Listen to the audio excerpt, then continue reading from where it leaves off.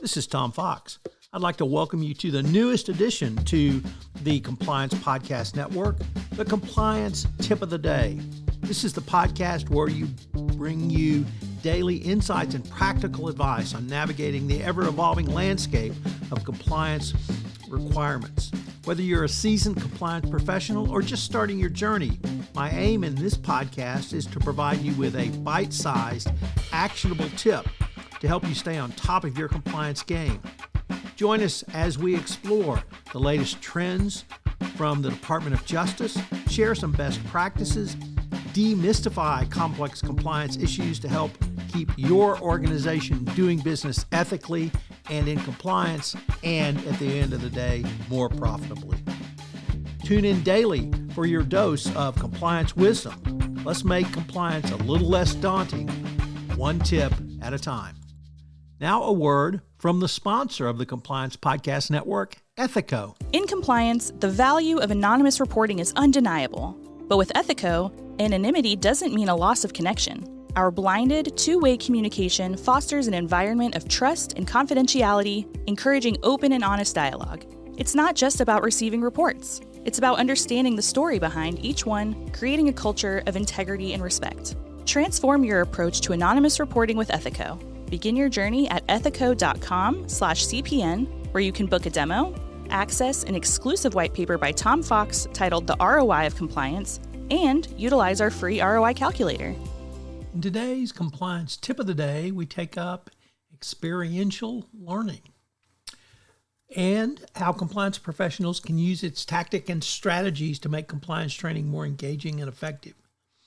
The basic theory of experiential learning is that you learn by doing. A hands-on approach exemplifies experiential learning. It's not simply about receiving information, but actively generating knowledge through problem solving, building, experimenting.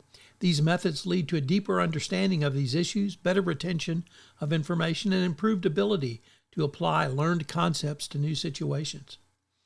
How can you compliance professionals use experiential learning, and what does it look like in practice? Well, it can be implemented in a variety of ways. One effective method is to create lifelike scenarios for small groups to solve. Consider a scenario where an employee overhears a discussion about hiring a new colleague, focusing on an inappropriate criteria such as gender or ethnic background. The group's task is to develop a strategy to address this ethically. Participants could consider the ethical comments at stake, brainstorm possible actions, and identify available resources and support within the organization. This approach not only helps in understanding what constitutes a ethical behavior, but also engages the learner in practical problem solving, thereby making the training more impactful. The user experience is crucial. Experiential learning engages participants deeply and makes the training more memorable and effective. The concept of experiential learning is ancient, as far back as Aristotle, who emphasized learn by doing, particularly in ethics, stating that people become just by performing just acts. One important question is addressing regulatory concerns about how compliance program requirements are laid out in the 2023 evaluation of corporate compliance programs. An experiential learning approach can address it.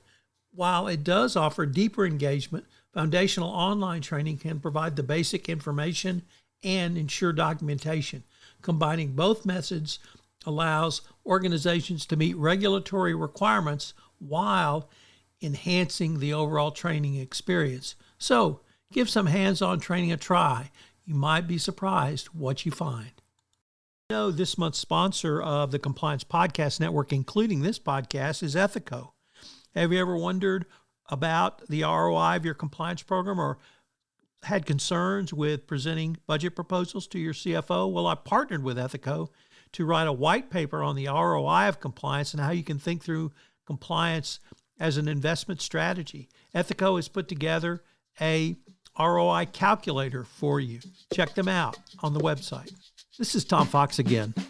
This new podcast, Compliance Tip of the Day, will appear daily. And frankly, it's one of the most requested topics for a podcast that I get on a regular basis. It's going to be short and sweet with one tip with some takeaways that you can utilize to implement into your compliance program.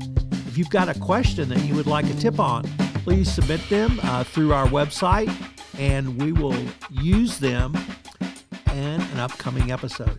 The compliance tip of the day is a production of the award-winning Compliance Podcast Network.